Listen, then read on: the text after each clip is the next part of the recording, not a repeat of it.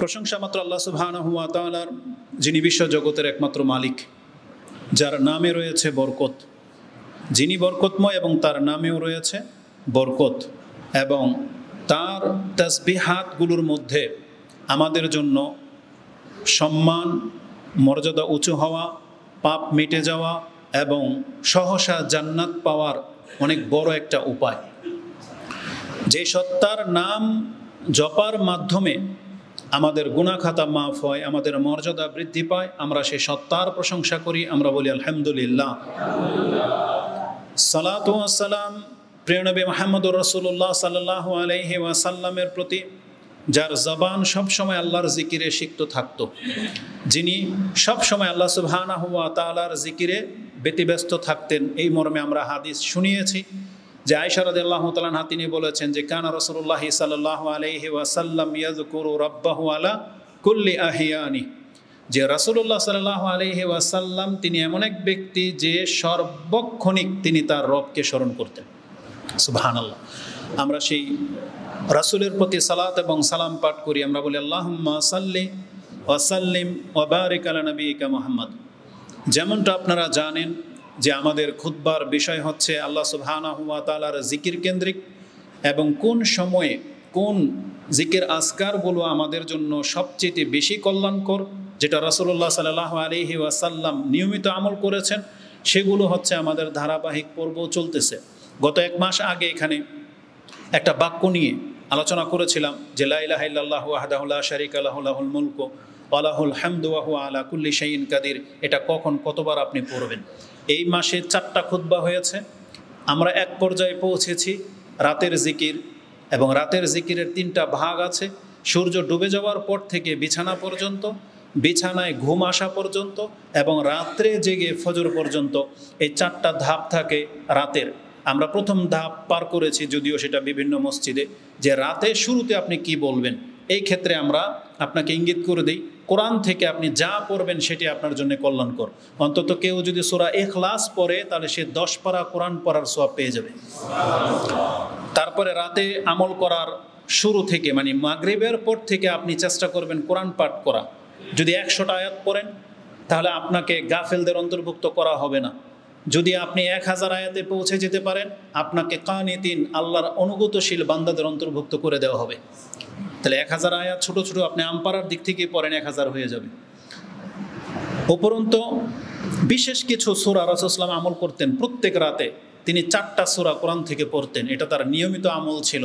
বনি ইসরাইল, সাজদা, জুমার, সূরা মুলক, এই 4টা সূরা তিনি ঘুমানোর আগেই, বিছানায় যাওয়ার আগেই পাঠ করে ফেলতেন। এটা রাতের আমল। এই চ্যাপ্টার আমরা পার করে এসেছি। এবং রাতের আমলের মধ্যে রয়েছে সূরা বাকারার শেষ 2টা আয়াত, যে রাসূল বলেছেন যেই ব্যক্তি রাতে, মানে রাতের কোন অংশে যখন সে পড়বে, মানে মাগরিবের পর থেকে, সূরা বাকারার শেষ 2টা আয়াত ফাকা ফাতাহ, এটা তার রাত্রের জন্য যথেষ্ট হয়ে যাবে। হয়তো নেকির ক্ষেত্রে, নিরাপত্তার ক্ষেত্রে, বদনজর, জাদুটোনা, কুফুরি থেকে বাঁচার জন্য, এবং শয়তানের কুমন্ত্রণা থেকে, এই সমস্ত দিক থেকে সূরা বাকারার শেষ 2টা আয়াত আপনাকে যথেষ্ট করে দেবে। এই জন্য এটাকে রাতে আমলে নিয়ে আসতে হবে। এবার আসুন, আপনি বিছানায় যখন যাবেন তখন কি পড়বেন। এই মর্মে আমাদের 2টা বক্তব্য হয়েছে, আর 2টা বক্তব্যে আমরা 7টা দোয়া উল্লেখ করেছি। ইনশাল্লাহ আমরা প্রত্যেকটা দোয়া একবারে কাউন্ট করে আপনার কাছে পেশ করব। এই 7টা দোয়ার মধ্যে কি ছিল? তাতে কোরআন থেকে 3টা আমল ছিল। এটা হচ্ছে বিছানার দোয়া। এটা সবাই জানেন যে বিছানায় গেলে কোরআন থেকে একটা আয়াত পড়তে হয়। সেই আয়াতটা কি? আয়াতুল কুরসি। এই আয়াতুল কুরসির ফজিলতে বলা হয়েছে, যেই ব্যক্তি ইজা আখাযা মাতজাআহু বা ইজা আওয়াইতা ইলা ফিরাশিক ফাকরা আয়াতুল কুরসি, তুমি যখন বিছানায় যাবে তাহলে বিছানায় গিয়ে তুমি আয়াতুল কুরসি পাঠ করবে, তাহলে সকাল হওয়া পর্যন্ত আল্লাহর পক্ষ থেকে একজন হেফাজতকারী তোমাকে নিযুক্ত করে দেওয়া হবে, এবং সকাল হওয়া পর্যন্ত শয়তান তোমার কাছে আসতে পারবে না। এটা হচ্ছে বিছানার আমল, রাতের না, এটা বিছানা। তার মানে আয়াতুল কুরসি বিছানায় গিয়ে পড়তে হয়। কোরআন থেকে দ্বিতীয় আমল হচ্ছে বিছানায় গিয়ে আপনি সূরা কাফিরুন পড়বেন। রাসূলুল্লাহ সাল্লাল্লাহু আলাইহি সাল্লাম বলেছেন ফাকরাউ কুল ইয়া আইয়ুহাল কাফিরুন ইলা খাতিমাতিহি ফানাম ইলা খাতিমাতিহি আলা খাতিমাতিহি। এটা পড়া শেষ করে তুমি ঘুমিয়ে যাও, মানে এটা হবে আপনার শেষ আমল। সূরা কাফিরুন। এটা পড়লে কি হবে? রাসূল সাল্লাল্লাহু আলাইহি ওয়াসাল্লাম বলেছেন ফাইন্নাহা বারাআতুম মিনাশ শিরক, তাহলে এটা তোমাকে শিরিক থেকে বাঁচিয়ে দেবে। তার মানে কেউ যদি রাতে বিছানায় সূরা কাফিরুন পাঠ করে, তাহলে আপনাকে মুশরিকদের অন্তর্ভুক্ত আল্লাহ করে দিবেন না, মানে শিরকি চিন্তা ভাবনা থেকে আল্লাহ আপনাকে বাঁচাবে। এই সূরা কাফিরুনের শিক্ষা। বিছানায় তৃতীয় আমল হচ্ছে সূরা ফালাক, নাস, ইখলাস 3 বার করে পাঠ করা। সূরা ফালাক, নাস, ইখলাস পড়ে এভাবে থুতু দিবেন, মাথা থেকে চেহারা এবং সামনে হাত যত দূর যায় একবার হলো, এভাবে 3 বার করবেন। এটা রাসূলুল্লাহ সাল্লাল্লাহু আলাইহি সাল্লাম তার মৃত্যুর দিনের যে রাত, সে রাত পর্যন্ত ছাড়েননি। এমনকি আয়েশা রাদিয়াল্লাহু তাআলা তিনি বলতেছেন, রাসূলুল্লাহ সাল্লাল্লাহু আলাইহি ওয়াসাল্লাম অসুস্থতা যখন চরমে পৌঁছে গেল, তিনি জবান হিলাতে পারতেছেন না, এই 3টা সূরা পড়া তো দূরের কথা, তার জবান হিলতে পারতেছে না, তখন আমি নিজে সেগুলোকে পড়ে রাসূল সাল্লামের হাতে থুতু দিলাম এবং রাসূলের হাতটাই তার চেহারার মধ্যে মেখে দিলাম। কেন? কারণ আমার হাতের চেয়ে রাসূলের হাত বেশি বরকতময়। তার বরকতের জন্য, না হলে আয়েশা রাদিয়াল্লাহু তাআলা নিজের হাতেই মাসা করে দিতেন, কিন্তু রাসূল সাল্লাল্লাহু আলাইহি ওয়াসাল্লামের হাতে তিনি পরে থুতু দিলেন এবং ওই হাতটাই রাসূল সাল্লামের গায়ে মাসাহা করে দিলেন। তার মানে এটা হচ্ছে বিছানার আমল। আর গায়ের সাথে থুতু দিয়ে হাত মাসাহা করা আমরা অনেকে দেখেছি, আপনারা মসজিদে এটা করেন না, এটা মসজিদের আমল না, এটা বিছানার আমল। শুধুমাত্র সূরা ফালাক, নাস, ইখলাস পরে যদি গায়ে মাসাহা করতে হয়, এটা শুধু একটা জায়গায়, সেটা হচ্ছে বিছানায় শুয়ে। আদার্স অন্য কোনো আমলের সাথে, দোয়ার সাথে এভাবে মাসাহা করার কোনো প্রমাণ নেই। তাই এটা হচ্ছে তৃতীয়। চতুর্থ হচ্ছে, আমরা 2টা দোয়া বলেছি যে আপনি আল্লাহর নাম দিয়ে শুরু করবেন, যে বিসমিল্লাহ রাব্বিকা আমুতু ওয়া আহিয়া, বিসমিকা আমুতু ওয়া আহিয়া, বিসমিকা আমুতু ও বিসমিকা আহিয়া, এইভাবে বিভিন্ন বর্ণনায় আসছে। এটা একটা দোয়া। পঞ্চম দোয়া হচ্ছে, সেটাও বিসমিল্লাহর সাথে, যে বিসমিল্লাহি রাব্বি ওয়াদাতু জামবি ওয়া বিকা আরফাহু ইন আমসাকতা নাফসি ফাগফির লাহা ওয়া ইন আরসালতাহা ফাহফাজহা কামা তাহফাজু বিহি ইবাদাকা সালিহিন। আল্লাহ, আমার আত্মাকে তোমার দিকে ঠেলে দিলাম, এটা তুমি যদি রেখে নাও তাহলে মাফ করে দিও, আর যদি আবার ছেড়ে দাও তাহলে হেফাজত করো, যেভাবে তুমি মুমিন বান্দাদেরকে হেফাজত করেছো। এই হেফাজত হচ্ছে ঈমান এবং আমলের হেফাজত। মানে দিনের বেলা রাসূল সাল্লাল্লাহু আলাইহি ওয়াসাল্লামের একটা হাদিস সবসময় মাথায় রাখেন। রাসূল কি বলেছেন? ফিতনার যুগে দিনে ঈমান থাকবে, সন্ধ্যায় অনেকে ঈমান হারা হয়ে যাবে।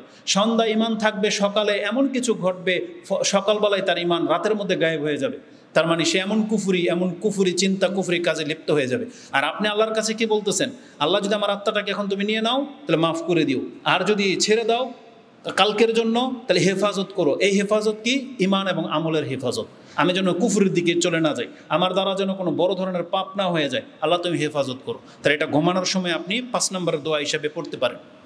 ষষ্ঠ দোয়া হিসাবে আমরা বলেছি, আপনি বলবেন, শুকরিয়া আদায় করবেন। সেটা কি? সারাদিন যে আপনি কত নিয়ামতের মাঝে আছেন সেটা শুকরিয়া আদায় করবেন, যে আলহামদুলিল্লাহিল্লাযী আতামানি ওয়া সাকানি ওয়া কাফানি ওয়া আওয়ানি ওয়া কাম মিম্মান লা কাফিয়াতান ওয়ালা মুউয়া। কত ব্যক্তি আছে যাদের কোনো নিরাপত্তা দেওয়ার মতন কেউ নাই, আর কোনো আশ্রয়স্থল নাই, আর আমাদের রব আজকে আমাকে খাইয়েছেন, পরিয়েছেন, নিরাপত্তা দিয়েছেন, হেফাজত করেছেন এবং আমাকে আজকে রাত কাটানোর মতো জায়গার ব্যবস্থাও করে দিয়েছেন। আপনি এটা আল্লাহর শুকরিয়া আদায় করবেন। ষষ্ঠ দোয়া বলেছিলাম, ওইটা যখন বলেছিলাম যে লা ইলাহা ইল্লাল্লাহু ওয়াহদাহু লা শারীকা লাহু লাহুল মুলকু ওয়া লাহুল হামদু ওয়া হুয়া আলা কুল্লি শাইইন কাদির।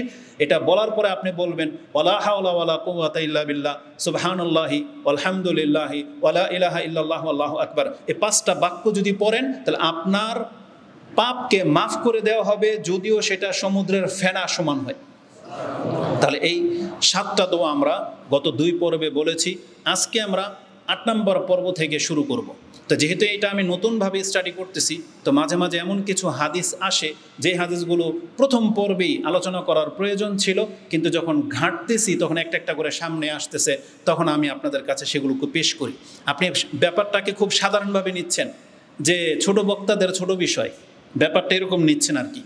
কিন্তু আমি আপনাকে বুঝাইতে পারবো না আমাদের অন্তরের অবস্থা কি, আর এগুলো কেমন আমল, এগুলো কতটা গুরুত্বপূর্ণ, আর এই শিক্ষাগুলো কত দামি শিক্ষা, যেগুলো আপনি মুখ ফিরিয়ে আছেন, বরং এটাই আপনার দুনিয়া এবং পরকালের কল্যাণ এনে দিতে পারে। এবার আসুন, আমি আপনাকে রাতের জিকিরের বা বিছানার জিকিরের গুরুত্ব সম্পর্কে 2-1টা কথা বলি। আমাদের কাছে এমন কিছু হাদিস আমরা নজরে পাচ্ছি।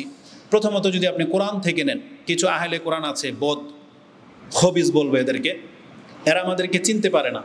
যখন আমরা হাদিস দিয়ে কোনো বক্তব্য করি তখন এরা বলে যে এরা কোরআন থেকে বলে না, শুধু হাদিস থেকে বলে, যে হাদিস 300 বছর পরে লেখা হয়েছে। তার মানে এটা হচ্ছে শয়তানি টার্ম। এই ব্যাককলদেরকে বলতে চাই, ব্যাককলই এরা। কোরআনটাও তো হাদিস, মানে কোরআনটা যে কোরআন হিসেবে প্রমাণিত হয়েছে এটা হাদিস বিহীন হবে? কেউ প্রমাণ করতে পারবে এটা কোরআন হাদিস ছাড়া? প্রমাণ করতে পারবে না, কারণ এর কাছে তো ওহী নাজিল হয়নি। ওহী তো নাজিল হয়েছে মুহাম্মদ সাল্লাল্লাহু আলাইহি ওয়াসাল্লামের উপরে। আর সাহাবায়ে কেরামরাই আমাদেরকে বলছেন যে রাসূল বলছে এটা সূরা ফাতিহা। তাহলে এটা তো সূরা ফাতিহাই হবে না যদি আপনি হাদিসকে অস্বীকার করেন। সূরা ফাতিহার যে 7টা আয়াত, এটা আপনি হাদিস ছাড়া প্রমাণ করতে পারবেন? কোরআন থেকে এটা আয়াত দেখাইতে পারবেন, সাবআ মিনাল মাসানি, যেটা 7টা বারবার পড়া হয়, কিন্তু এর ব্যাখ্যা যে 7টা আয়াত, এটা কি কোরআনে আছে? নাই। তারপরে সূরা বাকারার যেই 286টা আয়াত, এটা কি হাদিস ছাড়া প্রমাণিত সম্ভব? আমি যদি বলি এখানে 4টা আয়াত মিসিং আছে, খুঁজে নিয়ে আইতে 4টা আয়াত, কারণ হয় 290টা হবে, না হলে 300 আয়াত হবে, 286টা কেন এখানে মিসিং আছে, না হলে বাড়তি করা হয়েছে। ও প্রমাণ করতে পারবে হাদিস ছাড়া? প্রমাণ করতে পারবে না। তো এরা যখন আমাদের কথা বলে, এই যে জিকির আজকারগুলো রাতে কি বলে আপনি ঘুমাবেন, কিভাবে ঘুমাবেন, এগুলো কোরআনের কোনো একটা আয়াতে দেখাইতে পারবে?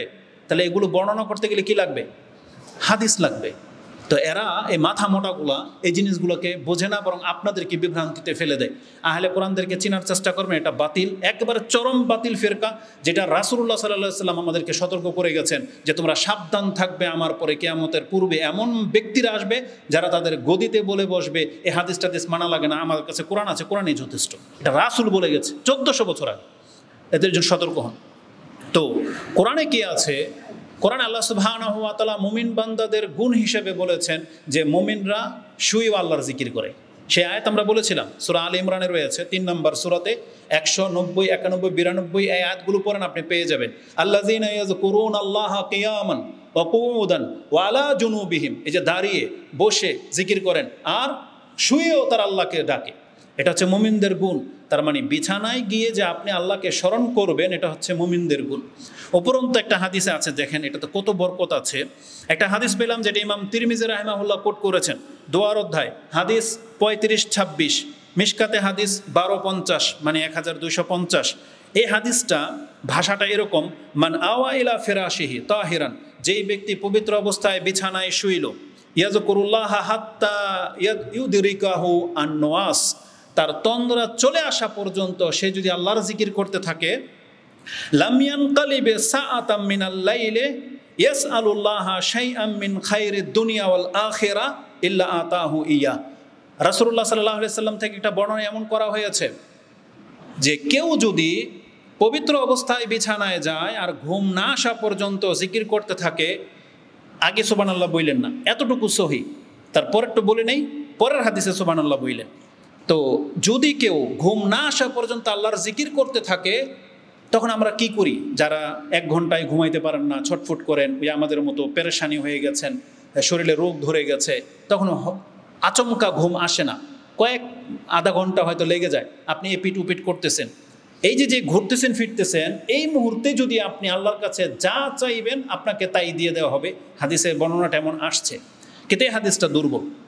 এই হাদিসটা দুর্বল। সহিটা কি সেটা আমি আপনাকে বলি। কেন এই হাদিসটা নিয়ে আসলাম?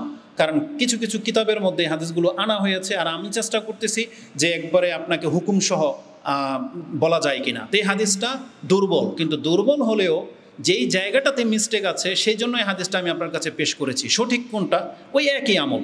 সঠিক হলো মা মিন মুসলিমিন ইয়াবিতু আলা যিকরিল্লাহি তাহিরান, একই কথা।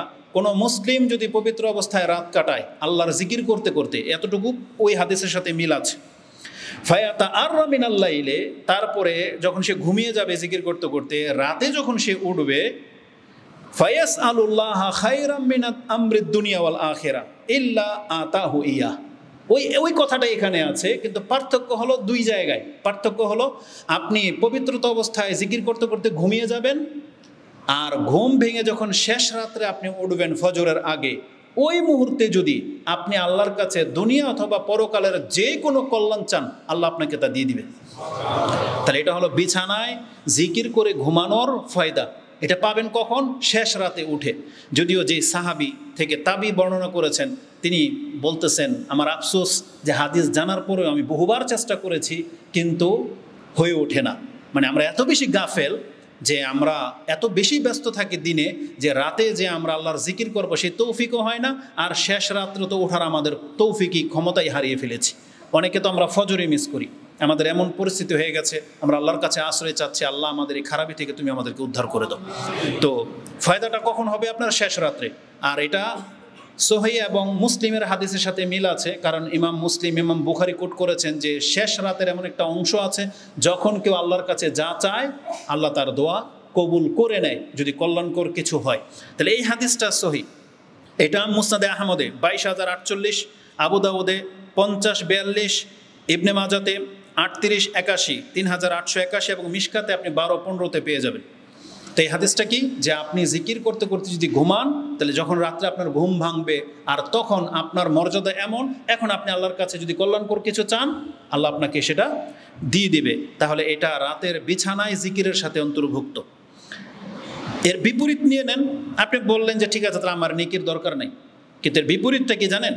এই হাদিস আমরা গত পর্বে আলোচনা করেছিলাম যে রাসূলুল্লাহ সাল্লাল্লাহু আলাইহি ওয়াসাল্লাম থেকে ইমাম আবু দাউদ এই হাদিসটা কোট করেছেন, যেটা আপনি 50-59-এ পেয়ে যাবেন, এবং ইবনে মাজাতে 853, সিলসিলাতুল হাদিসা সাহিহার মধ্যে 78, মিশকাতে আপনি 2272-এ পেয়ে যাবেন। মানিত্তাজা মাজ্জাআন, যেই ব্যক্তি বিছানায় গেল শোয়ার জন্য, লাম ইয়াযকুরিল্লাহ ফি, সেখানে আল্লাহর জিকির করলো না, ইল্লা কানা আলাইহি তিরাতান ইয়াউমাল কিয়ামা, তাহলে এই ঘুম কিয়ামতের মাঠে তাকে লাঞ্ছনার কারণ হবে। মানে যেই ঘুমে আপনি আল্লাহকে স্মরণ করেন নাই, বিচারের মাঠে আপনাকে লাঞ্ছনা করা হবে এবং আপনি আক্ষেপ করবেন সেদিন আমি কেন আল্লাহর জিকির করলাম না, এটা আপনার আক্ষেপ হবে। আর আক্ষেপ কি জিনিস?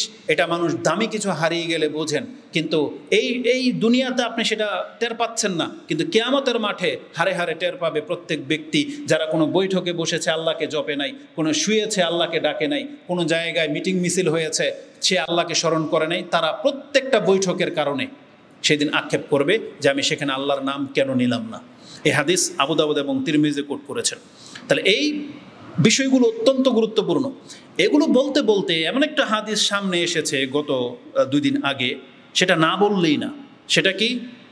আজকের আমলের সাথে সেটা সম্পর্কিত যুক্ত। যেমন সুবহানাল্লাহ, আলহামদুলিল্লাহ, আল্লাহু আকবার, লা ইলাহা ইল্লাল্লাহ, এই যে ছোট ছোট বাক্যগুলো যেগুলো আমাদেরকে দেওয়া হয়েছে আর আমরা এর গুরুত্ব বুঝি না, মুখ দিয়ে এত সহজ বলা, এত নেকি, এর এত ওজনে বাটখারা এটা নেকির, কিন্তু আমরা এগুলোকে এত হেয় করে নিয়েছি যেটা আমি বুঝাইতে পারবো না।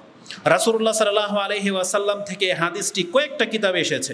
ইবনে মাজাতে 926, আহমদে 6910, নাসাইতে 1348, মিশকাতে 2406, তিরমিজিতে হাদিসটি 3410 এবং আবু দাউদে হাদিসটি 5056, 5065, এই হাদিসগুলোর মধ্যে এই হাদিসটা রয়েছে। সেটা কি? রাসূলুল্লাহ সাল্লাল্লাহু আলাইহি ওয়াসাল্লাম থেকে আব্দুল ইবনে আমর ইবনে আস তিনি বলেন, কালা রাসূলুল্লাহ সাল্লাল্লাহু আলাইহি ওয়াসাল্লাম খাসলাতানি, 2টা অভ্যাস, রীতিনীতি বা আদব, লা ইউহসিহিমা রাজুলুন মুসলিমুন ইল্লা দাখালাল জান্নাহ। 2টা অভ্যাস এমন, যদি কোনো মুসলিম ব্যক্তি অভ্যাস করে নেয় তাহলে এই 2টা অভ্যাস তাকে সরাসরি জান্নাতের ঘোষণা দিচ্ছে। রাসূল বলেছেন, ওহুমা ইয়াসিরুন, ভয় পেয়েন না, এটা অত্যন্ত সহজ। তার মানে আমলটা সহজ এবং ফয়দা অনেক বেশি। ফয়দা কি? ইল্লা দাখালাল জান্নাহ, সে জান্নাতে যাবেই যাবে, এটা সব মর্যাদা। আর আমল বলছেন ওহুমা ইয়াসিরুন, অত্যন্ত সহজ আমল, কিন্তু রাসূল বলেছেন রেজাল্ট কি? অমাইয়ামালু বিহিমা কালিলুন, তবে এই 2টা অভ্যাসের উপরে আমল করার লোক পৃথিবীতে সবচেয়ে কম। চিন্তা করা যায়, রেজাল্ট মানে পৃথিবীতে সবচেয়ে কম। সাহাবায়ে কেরাম আশ্চর্য হয়ে গেছেন যে সহজ আমল অথচ আমল করার লোক কম হবে, কি সেটা? তখন রাসূলুল্লাহ সাল্লাল্লাহু আলাইহি সাল্লাম বলেছেন সেই অভ্যাস 2টা হলো সুবহানাল্লাহি ফি দুবুরি কুল্লি সালাতিন সাব্বিহুল্লাহ ফি দুবুরি কুল্লি সালাতিন আশরান ইউকাব্বিরু আশরান ওয়া ইয়াহমিদু আশরান। তার একটা অভ্যাস হলো প্রত্যেক নামাজের পরে কেউ যদি অন্তত সুবহানাল্লাহ 10 বার, আলহামদুলিল্লাহ 10 বার, আল্লাহু আকবার 10 বার পরে, কয়বার হইল? 3টা মিলে 30। এটা একটা আমল যে আপনি সালাম ফিরানোর পরে অনেক ব্যস্ততা আছে, অন্তত 10 বার কি কারো তৌফিক হয় না যে আপনি সালাম ফিরানোর পর উঠে চলে যাচ্ছেন, অথচ মাত্র 10 বার যদি পড়েন 3টা তাসবিহ। রাসূলুল্লাহ সাল্লাল্লাহু আলাইহি সাল্লাম তিনি তার আঙ্গুল দিয়ে, সাহাবায়ে কেরাম বলতেছেন আমরা দেখতে পাচ্ছি যে রাসূল আঙ্গুল দিয়ে কিছু একটা বুঝাতে চাচ্ছেন, তখন তিনি কি করলেন? ইয়াকিদুহা বিয়াদিহি, রাসূল সাল্লাল্লাহু আলাইহি ওয়াসাল্লাম তার আঙ্গুল দিয়ে কি জন্য গণতেছেন এবং বললেন ফাযালিকা খামসুনা ওয়া মিয়াতুন বিল লিসান। তার মানে 5 ওয়াক্ত যদি আপনি 10 বার করে পড়েন তাহলে একবারে 30 আর 5 বারে 150, তাই না? তার মানে সারাদিনে 5 ওয়াক্ত নামাজে আপনার 150 বার তসবিহ জপলেন, 50 বার সুবহানাল্লাহ, 50 বার আলহামদুলিল্লাহ, আর 50 বার আল্লাহু আকবার হলো। এটা হচ্ছে জবানে 150 বার। কিন্তু রাসূল সাল্লাল্লাহু আলাইহি ওয়াসাল্লাম বলেছেন তুমি গিয়ে কিয়ামতের মাঠে দেখতে পাবে যে তোমার মিজানের পাল্লায় রাখা হয়েছে 1500 বার। তার মানে 10 গুণ প্লাস করে আল্লাহ দেবে। মানে আপনি একবার সুবহানাল্লাহ বলেছেন, মিজানের পাল্লায় কয়বার রাখা হবে? 10 বার। তার মানে আপনি 5 ওয়াক্ত নামাজের পরে 10 বার করেও যদি পড়েন, এই 150 বারের জায়গায় মিজানের পাল্লায় 1500 বার লিখে দেওয়া হবে, যে এটা 1500 বার বলেছে এই বান্দা এই দিন। এটা গেল। তারপরে বলেছেন মিয়াতুন বিল লিসান। আর দ্বিতীয় অভ্যাসটা কি তিনি বলেছেন ওয়াইজা আওয়া ইলা ফিরাশিহি, আর যখন সে বিছানায় যায়, বিছানায় তো রাত্রে একবারই যায় মানুষ, তাই না? 5 বার তো যায় না, 3 বার যায় না, একবারই। তাহলে সে কি করবে? সাব্বাহা ওয়া হামিদা ওয়া কাব্বারা, এই যে সুবহানাল্লাহ, আলহামদুলিল্লাহ, আল্লাহু আকবার, এই তিনটাকে 100 বার পূর্ণ করে পড়বে। মিয়াতান মানে 100 বার সে তিনটাকে পড়বে। কিভাবে সেটা আমরা জানি, আর হাদিসে স্পষ্টই আছে, সাব্বাহা সালাসা ওয়া সালাসিন ওয়া হামিদা সালাসিন ওয়া কাব্বারা আরবা ওয়া সালাসিন। মানে আপনি বলবেন সুবহানাল্লাহ কয়বার? 33 বার, আলহামদুলিল্লাহ 33 বার, আল্লাহু আকবার 34 বার। তাহলে 100 বার পুরা হয়ে যাবে। তাহলে ওই আমলটাই যেটা মানে 5 ওয়াক্ত ফরজ নামাজের সালাম ফিরানোর পরে, এখানেও 33 বার বলার প্রমাণ আছে, এখানেও 25 বার বলার প্রমাণ আছে, এখানে 10 বার বলার প্রমাণ আছে। বিস্তারিত আমরা নামাজের সালাম ফিরানোর আজকারের মধ্যে উল্লেখ করব যে এই তসবিহগুলো 3 ভাবে পড়া যায়। আর রাতে শুধু বিছানায় একভাবে পড়া যায়, 33 বার সুবহানাল্লাহ, 33 বার আলহামদুলিল্লাহ, 34 বার আল্লাহু আকবার। আপনি যেটা আগে পরে করেন না কেন কোনো সমস্যা নাই, তাতে 100 বার পুরা হলেই হলো। এটা করলে কি হবে? রাসূল বলেছেন, গনে বলতেছেন, তার জবান দিয়ে হলো কত? 100 বার, কিন্তু মিজানের পাল্লায় রাখা হবে কতবার? 1000 বার। তার মানে আপনি রাতে শোয়ার সময় যেন 1000 বার আল্লাহর তাসবিহাতগুলো পাঠ করেছেন, মিজানের পাল্লায় সেটা রেখে দেওয়া হবে। তাহলে সারাদিনে কয়বার হলো? নামাজের পরে হচ্ছে 150 বার, আর ঘুমানোর সময় 100 বার, তাহলে মানে 250 বার। আর মিজানের পাল্লায় রাখা হচ্ছে কতবার? 2500 বার। রাসূল বলেছেন এই দুইটা অভ্যাস এত সহজ, কিন্তু রাসূল বলেছেন যে এর উপরে আমল করা লোক সব থেকে কম। এটা বলার পরে রাসূল সাল্লাল্লাহু আলাইহি ওয়াসাল্লাম কি বলেছেন জানেন?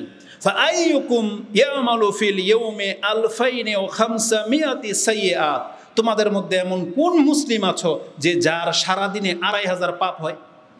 রাসূল বলতে, কারণ মুসলিমরা তো পাপ করবে না, এটা হচ্ছে একটা পাপও মুসলিমের দ্বারা হওয়া উচিত না, কিন্তু ছোটোখাটো পাপের উদ্দেশ্য করা হয়েছে। আমাদের দ্বারা অসংখ্য পাপ হতে পারে, তবে একটা মুসলিমের 2500 পাপ কোনোদিন হবে না। রাসূল বলেছেন তোমাদের মধ্যে কে আছো যার দ্বারা 2500 পাপ হয়ে যায়? যদি হয়েও যায় এ তাসবির মাধ্যমে তার 2500 পাপ মাফ।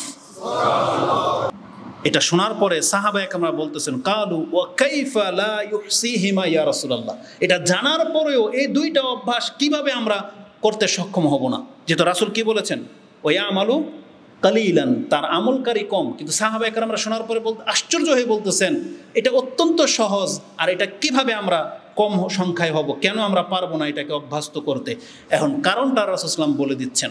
কেন আজকে অধিকাংশদের চরিত্র এমন? অধিকাংশ মানুষ পৃথিবীর নামাজ পড়ে না। কি করে না? অধিকাংশ মানুষ বেনামাজি। আর নামাজিদের মধ্যে এই আমলকারীর সংখ্যা কম কেন হয়? এটার কারণটা রাসূলুল্লাহ সাল্লাল্লাহু আলাইহি ওয়াসাল্লাম বলতেছেন। সেই কারণটা কি? তিনি বলেছেন ওয়া কাইফা লা ইউহসিহিমা ক্বালা ইয়াতি আহাদুকুমুশ শাইতান ওয়া হুয়া ফিস সালাহ, কারণ এটা এই জন্য তোমরা পারো না, কারণ তোমরা যখন নামাজে দাঁড়াও তখন শয়তান তোমাদের কাছে দুনিয়ার প্রয়োজনগুলো তুলে ধরে। আর আমার চুলা তো অন, মহিলাদের অবস্থাটা কি?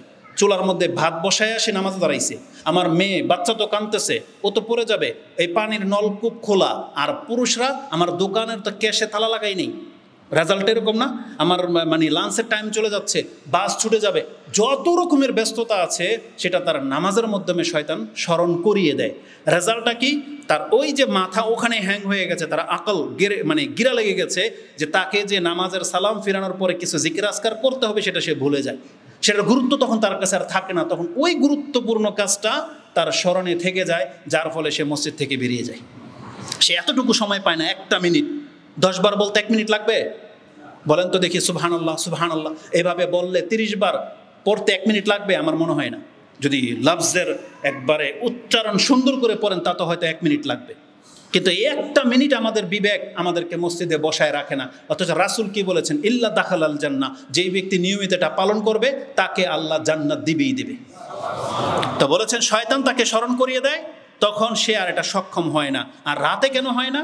তিনি বলতেছেন ওয়ায়াতিহি ওয়া হুয়া ফি মাজ্জাইহি, আর যখন তুমি বিছানায় যাও তখনও তোমার কাছে শয়তান আসে, ফালা ইয়াজালু ইউনাউইমুহু হাত্তা ইয়ানাম, তোমাকে ঘুম পাড়াতে থাকে শয়তান, তোমাকে ঘুম পাড়িয়ে ছাড়ে, তখন আর তোমার মুখ দিয়ে এই তাসবিহগুলো পাঠ হয় না। অথচ অত্যন্ত সহজ না? অত্যন্ত সহজ। এই জন্য রাতের জিকির বিছানায় গিয়ে এগুলো করা, এটা যেমন আপনি নিরাপত্তার সাবাব, এটা আপনার নাজাতের সাবাব, এটা আপনার মর্যাদার সাবাব। কিন্তু ওদের সাবাব মানে বোঝেন, সাবাব মানে উপায় বা কারণ, যেটা আরবিতে সাবাব বলা হয়, সেজন্য আমি এটা উল্লেখ করলাম। মানে এটা হলো আপনার নাজাতের উপায়, এটা হচ্ছে আপনার নেকি হাসিল করার উপায়, এটা হচ্ছে আপনার মর্যাদাবান হওয়ার উপায়। কিন্তু এই জিকির আজকারগুলো আমরা আজকে ছেড়ে দিয়ে বসে আছি। এই হাদিসটা 5টা কিতাবের মধ্যে রয়েছে, যেটা আমি আপনার কাছে উল্লেখ করেছি। তো এবার আসুন, যদি আপনি বিছানার জিকিরের গুরুত্ব বুঝে থাকেন, তাহলে গত পর্বে আমরা যে 7টা উল্লেখ করেছি এবং আজকে আপনাকে স্মরণ করিয়ে দিয়েছি, আসুন বাকি 3টা পুরা করি। যেহেতু খুতবার জন্য আমি খুব শর্ট করে লিখে নিয়ে আসি, আজকে আরও 3টা বলে 10টা আজকে পুরা করি। 7টা বলেছি, তাহলে আজকের আমল হচ্ছে এই হাদিসের উপরে ভিত্তি করেই 8 নম্বর জিকির বিছানায়, সেটা হচ্ছে এই তাসবিহাতগুলো। সেটা কি? সুবহানাল্লাহ, আলহামদুলিল্লাহ, আল্লাহু আকবার। এগুলো আপনি 33 বার আর 34 বার পুরা করবেন। আসুন এর মর্যাদা কি? একটা মর্যাদা এখানে উল্লেখ করেছি, আরও কিছু নুকতা আছে এখানে বলে দেব। ফাতেমা রাদিয়াল্লাহু তাআলা আনহা, তাদের সংসারটা কেমন ছিল দেখেন। নিজের হাতে তিনি চাক্কি ঘুরিয়ে আটা পিষতেন, তখন তার ব্লেন্ডার মেশিন ছিল না। আটার নিজেরটা নিজেই পেষতেন পাথর দিয়ে, হাতে ফসকা পড়ে যেত। কার মেয়ে? রাসূলুল্লাহ সাল্লাল্লাহু আলাইহি ওয়াসাল্লামের মেয়ে, সবচেয়ে আদরের মেয়ে, এবং আলী রাদিয়াল্লাহু তাআলা আনহুর স্ত্রী। আলী রাদিয়াল্লাহু তাআলা আনহু, তার ঘরের সংসার, 2টা বাচ্চা, হাসান হুসাইন, আরও থাকতে পারে যাদের নাম হয়তো আমাদের স্মরণে নাই, বা তার ঘর থেকে হাসান হুসাইনই আছে। তো ঘরের যে কাজ তার করতে অনেক কষ্ট হতো, মেহনত হতো। তখন তাকে পরামর্শ দেওয়া হলো যে রাসূল সাল্লাল্লাহু আলাইহি ওয়াসাল্লামের কাছে একটা খাদেম চেয়ে নেওয়া হোক। কোন যুদ্ধ থেকে খাদেম আসছে, বন্দি কৃতদাস আসছে, চেয়ে নেওয়া হোক। তিনি গেলেন আয়েশা রাদিয়াল্লাহু তাআলা আনহার কাছে, যাতে করে রাসূলকে এই কথাটা শুনিয়ে দেওয়া হয় যে ফাতেমা আসছিল একটা খাদেম চাইতে।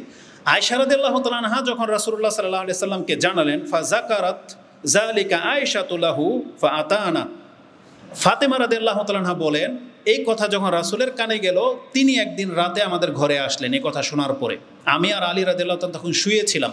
তিনি এসে আমাদের খাটেই বসে গেলেন। আমরা উঠতে চাচ্ছি, বলছেন না, যেভাবে আছো এইভাবেই থাকো, শুয়ে থাকো। রাসূল আমাদের খাটে এসে বসলেন, তার পাটা আমাদের গায়ের উপরে অনুভব করতেছি। তখন তিনি খুব কাছে, মাথার বুকের কাছে গিয়ে বসলেন, গিয়ে তাদেরকে পরামর্শ দিলেন, তোমরা যেটা আমার কাছে চেয়েছো, আমি কি তোমাকে এর চেয়ে উত্তম কিছু আজকে শিক্ষা দেবো না? রাসূল সাল্লাল্লাহু এভাবে গেছে, আলা আদুল্লুকুমা, আমি কি তোমাদেরকে সেটা জানাবো না, বা উআল্লিমুকুমা আলা খায়রি মিম্মা সাআলতুমাহু, তোমরা আমার কাছে যেটা চাচ্ছ তার থেকে উত্তম কিছুকে আমি আজকে শিক্ষা দেব না? তখন তিনি বলেছেন, ইজা আওয়াইতুমা ইলা ফিরাশিকুমা, তোমরা 2 জন যখন বিছানায় আসবে, হবে কি থেকে? খায়রুল লাকুমা মিন খাদিমিন, এটা তোমাদের খাদেমের চেয়ে বেশি উত্তম হবে। এই হাদিস ইমাম বুখারী এবং মুসলিম কোট করেছেন। বুখারীতে হাদিসটি 3 জায়গায় আসছে, 3705, 3113, 5362। বুখারীতে 6318, মানে 4 জায়গায় আসছে। মুসলিমে 6808, এবং মিশকাতে আপনি হাদিসটি 2387 পেয়ে যাবেন।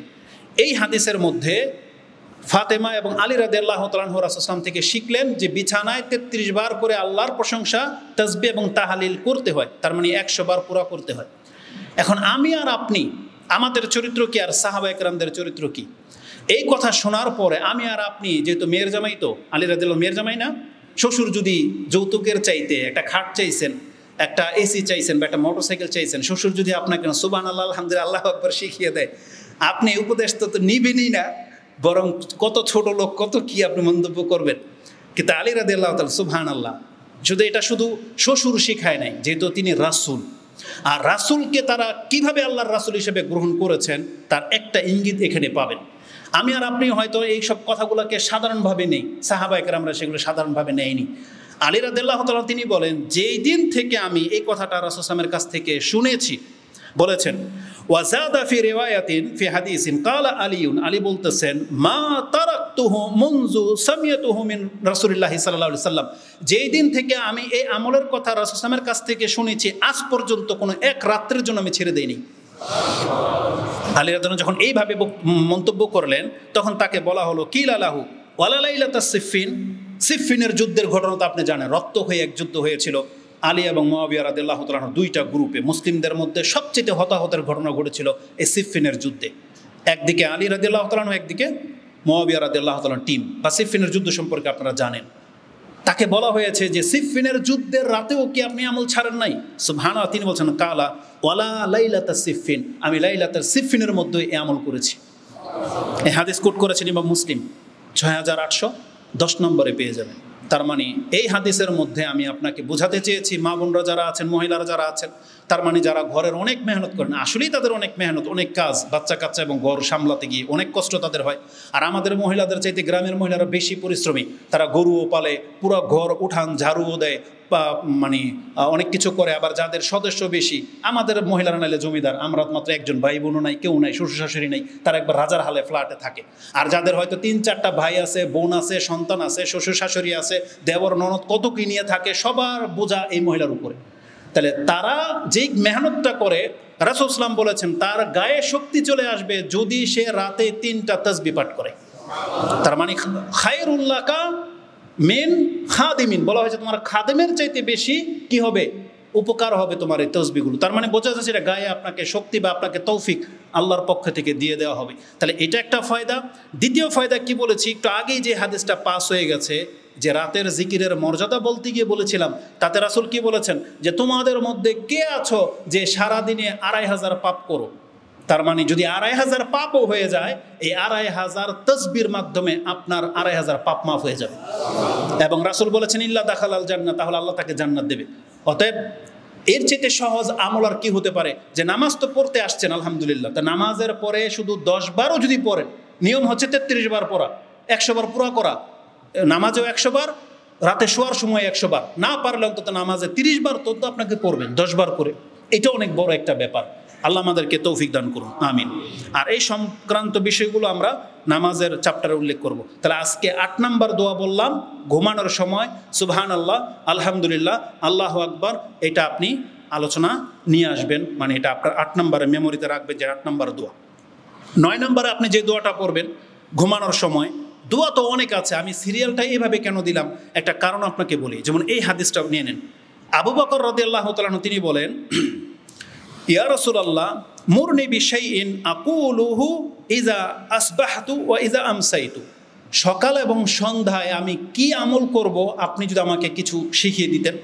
আবু বকর রাদিয়াল্লাহু তাআলা বলেছেন, কালা কুল, হে আবু বকর তুমি বলবা, আল্লাহুম্মা ফাতিরাস সামাওয়াতি ওয়াল আরদ, হে আল্লাহ তুমি আকাশ এবং জমিনের স্রষ্টা, ফাতিরাস সামাওয়াতি ওয়াল আরদ আলিমাল গায়বি ওয়াশ শাহাদা, তুমি গায়েব এবং প্রকাশ্য সব কিছু সম্পর্কে জ্ঞানী, রাব্বা কুল্লা শাইইন ওয়া মালিকা, তুমি সব কিছুর স্রষ্টা এবং তুমি সব কিছুর মালিক, তোমার হাতে সমস্ত রাজত্ব।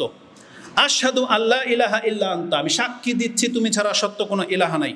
আউযু বিকা মিন শাররি নাফসি, এটা আল্লাহর প্রশংসা করার পর এখন আপনি দোয়া পড়তেছেন, আউযু বিকা মিন শাররি নাফসি, আল্লাহ আমি আমার অন্তরের খারাপি থেকে তোমার কাছে আশ্রয় চাচ্ছি, মানে আমাদের অন্তরে যে খারাপ চিন্তাগুলো আসে তা থেকে আমি তোমার কাছে আশ্রয় চাচ্ছি।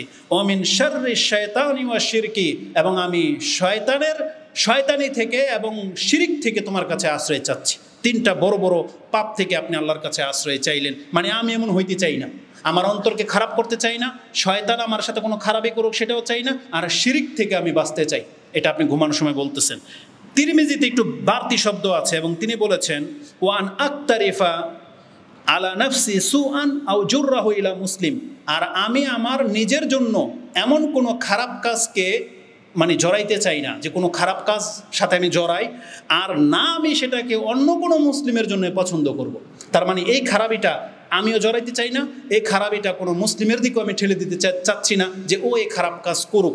এটা হাদিসের বর্ণনাটা বলে নেই, তিরমিজিতে 3529, 3392, আবু দাউদে হাদিসটি 5067 এবং সুনান দারমিতে 2731 এবং মিশকাতে আপনি হাদিসটি 2390-তে পেয়ে যাবেন। এটা হচ্ছে 9 নম্বর দোয়া আজকের আলোচনার। তাতে কি আছে যে আপনি নিজের খারাপি থেকে এবং শয়তান এবং শিরক থেকে আল্লাহর কাছে আশ্রয় চাইলেন। লাস্টের বাক্যটা নিয়ে একটু কথা বলি। আপনি চাচ্ছেন ওয়ালা নাফসি সুআন আও আজুররাহু ইলা মুসলিম, আমি আমার নিজের জন্য কোনো খারাপটাকে পছন্দ করতেছি না, আর ওই খারাপটা আমি আমার কোনো ভাইয়ের দিকে ঠেলে দিতে চাচ্ছি না। এই যে বাক্যটা আজকে একটা মুসলিমের অন্তর কেমন হতে হবে, এটা আমি নেটিজেন যারা নেটে থাকেন, যারা প্রচার প্রসার করেন, যারা ফেসবুক, টুইটার, ইউটিউব আর এই স্ট্যাটাস নিয়ে পড়ে আছেন, আমি আজকে তাদেরকে বলতে চাই, এক তো আপনি নোংরা জিনিস দেখেন, আবার ওই নোংরা ক্লিপটাকে আপনি আবার শেয়ার করেন। নিজের জন্য খারাপ এবং অন্য কেউ খারাপের অংশ আপনি নিতে চাচ্ছেন। নিজে খেলা দেখেন, অন্য কেউ খেলার দিকে আপনি উৎসাহিত করতেছেন। নিজে জুয়ারি, অন্য কেউ জুয়াতে ইনভাইট করতেছেন। নিজে জেনা করেন, অন্য কেউ জেনাতে আপনি ইনভলভ করে দিচ্ছেন। মানে যেই খারাপটা আপনি নিজে চাচ্ছেন না যে আমার দ্বারা এই খারাপটা হোক, ওই নোংরামিটা আপনি আপনার অন্য মুসলিম ভাইকেও ঠেলে দিচ্ছেন। প্রত্যেক নেশাখোর এর অন্তর্ভুক্ত, যারা নেশার বিজনেস করে এর অন্তর্ভুক্ত। সে নিজে পাপ করে, কি নেশা বিক্রি করে, এবং অন্য মুসলিমদের উপরে নেশা ছড়িয়ে দিচ্ছে। তাহলে এটা হলো যে অন্য কেউ খারাপ সে করতে চাচ্ছে। নিজে জুয়া খেলে, অন্য কেউ লিঙ্ক পাঠায়, নিজে ওই যে ল্যাংটা দেখে বা নিজে এগুলো খারাপ কিছু দেখে, ওই ক্লিপ তারা আবার নেটে প্রচার করে। অথচ আপনি জানেন একটা মুসলিম সে যত বড় পাপী হোক, আমাদের মুসলিমদের মধ্যে বহু পাপী আছে যারা প্রকাশ্য জেনা করে, যারা মিডিয়ার লোক নেতারাও জেনা করে। আপনি তাকে ঠকানোর জন্য, তাকে লাঞ্ছিত করার জন্য তার গোপন জিনিসটা ভিডিও করে আল্লাহকে বলেছিল তুমি এটা প্রকাশ করে দাও, এটাকে আল্লাহ বলেছিল? বরং উল্টাটা বলেছেন আল্লাহ। আল্লাহ উল্টা বলেছে যে ও তো গোপনে করেছে, এটা একটা ওর ভালো দিক যে প্রকাশ্য পাপটা করে নাই, গোপন। আল্লাহ বলছে গোপন পাপও তুমি ছাড়ো। কিন্তু আপনাকে আমাকে বলেছে কোনো মুসলিম যদি কোনো ব্যক্তির পাপ দেখে তাকে সে নসিহা করবে, কিন্তু সেটাকে সে যদি গোপন রেখে দেয় আল্লাহ তার পাপকে গোপন করে দিবে। মান সাতারা মুসলিমান সাতারা আল্লাহু ফিদ দুনিয়া ওয়াল আখিরা। আল্লাহ বলেছেন কোন মুসলিমের কোন ত্রুটিকে যদি কেউ গোপন করে দেয়, আল্লাহ তার ত্রুটিকে দুনিয়া এবং পরকালে কোথাও আল্লাহ প্রকাশ করবে না। আর এই নেকি আপনি হারিয়েছেন আজকে ফেসবুকের মাধ্যমে, যার তার পাপ নিয়ে আপনার চর্চা। এমন কেন? অথচ একটা মুসলিমকে রাসূল শিক্ষা দিচ্ছেন, সে তার অন্তরকে বলবে আল্লাহ আমি আমার নিজের জন্য, অন্তরের জন্য খারাপই চাই না, আর এটা যখন খারাপ এটা আমি আমার কোনো মুসলিম ভাইয়ের জন্য এটা পছন্দ করতেছি না। ওয়ালা আও আজুররাহু ইলা মুসলিম, আমি কোনো মুসলিমের দিকে পাপটাকে ঠেলে দিতে চাচ্ছি না। তাহলে আমাদেরকে এইভাবে শিক্ষা দেওয়া হচ্ছে। আর আজকে আমরা এই মুসলিমরা চরিত্র এত খারাপ হয়ে গেছে, খুঁটে খুঁটে পাপ বের করে আপনি প্রকাশ করে দিচ্ছেন, এটা মোটেও কাম্য নয়। আর অন্যের পাপ যখন প্রকাশ হয়ে যাবে আপনি তার ভক্ত এমন কেন হবে? এই ক্ষেত্রে একটা নুক্তা বলে দেই, আমরাও পাপী, আমরা চাই না আমাদের পাপগুলো প্রকাশ হোক, তবে আমরা আপনাদেরকে শিক্ষা দিই এটা এত বেশি মহব্বত ভালো না যে আমার পাপটা আপনার কাছে পাপ মনে হয় না। এত মহব্বত কোনো ব্যক্তিকে করা যাবে না। আরেকটা কথা, পাপকে ঘৃণা করো পাপীকে না, এই থিওরি তো আমরা বিশ্বাসী না। যে পাপী, পাপকেও ঘৃণা করতে হবে, পাপীকেও ঘৃণা করতে হবে। পাপকেও প্রত্যাখ্যান করতে হবে, পাপীকেও প্রত্যাখ্যান করতে হবে যদি প্রমাণ হয়ে যায় সে পাপী। আল্লাহ আমাদেরকে পাপ থেকে মুক্ত করার তৌফিক দান করুন, পাপ থেকে বেঁচে থাকার আল্লাহ তুমি আমাদেরকে তৌফিক দান করুন, আমিন ইয়া রাব্বাল আলামিন। তাহলে 9 নম্বর দোয়া বলেছি আমরা যে আপনি আল্লাহর কাছে আশ্রয় চাইবেন নিজে পাপ করা থেকে এবং অন্যকে পাপী বানানো থেকে। 10 নম্বর দোয়া যেটা আপনি বিছানায় পড়তে পারেন সেটা হচ্ছে যে আপনি বলবেন আল্লাহুম্মা কিনি আযাবাকা ইয়াউমা তাবআস ইবাদাকা, আল্লাহ তুমি আমাকে মাফ করে দাও বা আমাকে মুক্ত করে দাও যেই দিন বিচারের মাঠে সবাইকে তুমি বিচার করার জন্যে তোমার সামনে উপস্থিত করবে। তার মানে আল্লাহুম্মা কিনি, আল্লাহ তুমি আমাকে মুক্ত করে দাও বিচারের মাঠে যখন সবার বিচার হবে সেই দিন তুমি আমাকে মাফ করে দিও। এটা আপনি বিছানায় শোয়ার সময় একবার বলবেন, ছোট্ট একটা দোয়া না? আল্লাহুম্মা কিনি, আল্লাহ তুমি আমাকে মুক্ত করে দাও, ইয়াউমা তাবআস আও তাজমা ইবাদাকা, যেই দিন সমস্ত বান্দাদেরকে জমা করবে বা উঠাবে তোমার কাছে সেই দিন তুমি আমাকে মাফ করে দিও। এই হাদিসটি ইমাম আবু দাউদ কোট করেছেন 50-45, তিরমিজিতে 3399, ইবনে মাজাতে 3877 এবং সাহিহ হিজনুল মুসলিমে 104 নম্বর হাদিস, মিশকাতে আপনি 2402 নম্বরে পেয়ে যাবেন। এটা 3 বারের কথা আছে, 3 বারটা সহি না, অন্তত একবার আপনি পাঠ করবেন। এই হাদিস হচ্ছে এটা 10 নম্বর জিকির আজকে আমি আপনাদের কাছে উল্লেখ করলাম। এই যে কথাটা, এই যে শেষের 2টা দোয়া আজকে কেন উল্লেখ করলাম, আবু বকর রাদিয়াল্লাহু তাআলা আনহু কিন্তু রাসূলকে বলেছিলেন যে এমন কিছু শিক্ষা দেন যেটা আমি সকাল সন্ধ্যায় বলবো। আর সকাল সন্ধ্যার দোয়া শিক্ষা দিতে গিয়ে রাসূল সাল্লাল্লাহু আলাইহি ওয়াসাল্লাম এই দোয়াটা বলেছেন এবং শেষে তাকে বলেছেন, কুলহু, তুমি এটা বলো, ইজা আসবাহতা ওয়া ইজা আমসাইতা ওয়া ইজা আখাযাত মাজ্জাআকা, যখন তুমি সকালে উপনীত হবা, যখন তুমি সন্ধ্যায় উপনীত হবা এবং যখন তুমি বিছানায় যাইবা, এই 3 সময়ই এই দোয়াটা বলবেন, আল্লাহুম্মা ফাতিরাস সামাওয়াতি ওয়াল আরদ।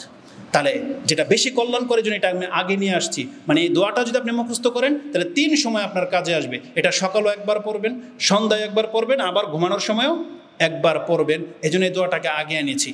তারপরের দোয়াটা 10 নম্বরে, যে আল্লাহুম্মা কিনি আযাবাকা ইয়াউমা তাবআস ইবাদাকা, এটা কেন নিয়ে আসলাম 10 নম্বরে?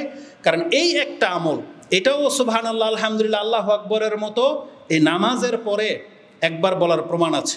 ইমাম মুসলিম কোট করেছেন। ইমাম মুসলিম বলেন, বারা ইবনে আযিব তিনি বলেন, কালা কুন্না ইজা সাল্লাইনা খালফা রাসূলিল্লাহি সাল্লাল্লাহু আলাইহি ওয়াসাল্লাম আহবাবনা আন নাকুনা আইয়ামিনিহি, আমরা যখন রাসূলুল্লাহ সাল্লাল্লাহু আলাইহি ওয়াসাল্লামের পেছনে নামাজে দাঁড়াতাম তখন পছন্দ করতাম ডান পাশে দাঁড়াইতে, রাসূলের ডান পাশে দাঁড়াইতে। কারণটা কি? কারণ এই বর্ণনায় আসছে যে রাসূল সাল্লাল্লাহু আলাইহি ওয়াসাল্লাম ইমামতি থেকে ডান দিকে ঘুরতেন, মানে মুক্তাদির দিকে যখন ঘুরবেন তখন ডান পাশ হয়ে ঘুরতেন। তাহলে তার চেহারাটা প্রথম আমাদের নজরে আসুক, এটা আমরা পছন্দ করতাম। সুবহানাল্লাহ, সারাদিন যাকে সামনে দেখতেছি, কিন্তু সাহাবায়ে কেরামরা এটাও পছন্দ করে যে নামাজ থেকে যখন সালাম ফিরিয়ে আমাদের দিকে ঘুরবে, আমি পছন্দ করি যে আমার দিক থেকে ঘুরুক।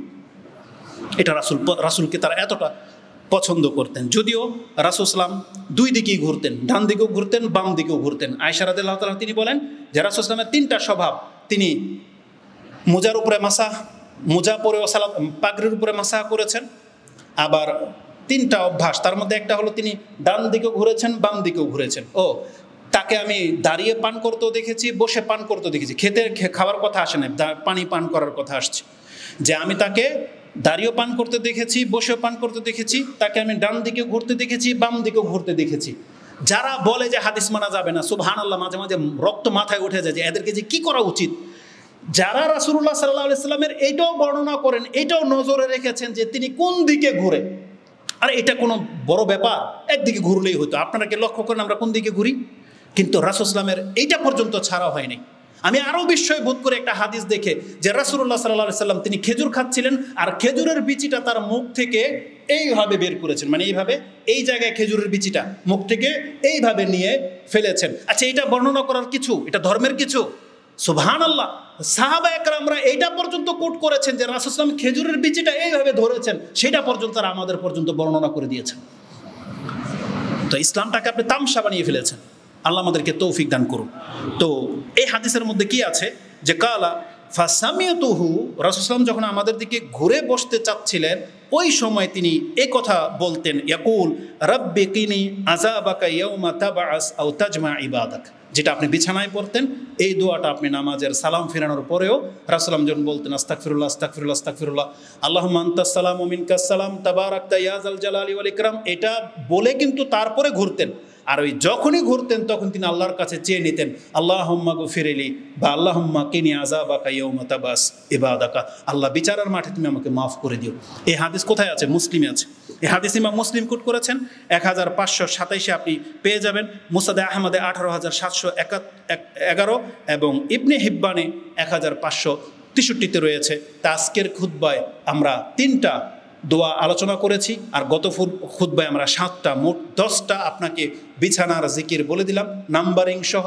আরও 5টা বলবো ইনশাল্লাহ। তারপরে কিছু জয়ীফ হাদিস আছে, সেটা আমরা পরে রাখবো। তার মানে আমরা দেখতে পাচ্ছি যে কোরআন সুন্নাহ মোতাবিক 15টা জিকির আজকার আছে, যেটা আপনি বিছানার আগে আপনাকে করতে হতো। আপনি কয়টা করেন, কয়টা মুখস্থ করেন, এটা একমাত্র আল্লাহ ভালো জানে।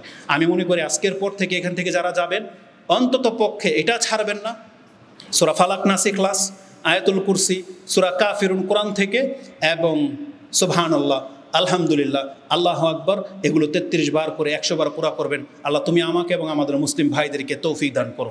আকুলু লিকাউলি হাযা আস্তাগফিরুল্লাহ লি ওয়া লাকুম ওয়া লিসাইরিল মুসলিমিন ফাস্তাগফিরু ইন্নাহু হুয়াল গফুরুর রহিম।